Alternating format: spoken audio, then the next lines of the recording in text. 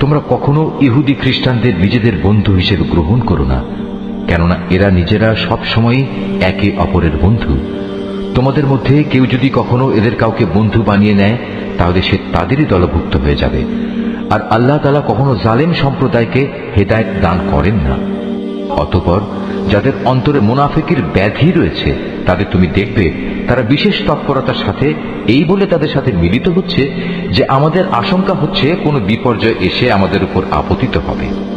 পরে হয়তো আল্লাহ তাআলা তোমাদের কাছে বিজয় নিয়ে আসবেন, কিংবা তার কাছ থেকে অন্য কিছু অনুগ্রহ তিনি দান করবেন। তখন তা দেখে এই লোকেরা নিজেদের মনের ভেতর যে কপটতা লুকিয়ে রেখেছিল তার জন্য ভীষণ অনুতপ্ত হবে।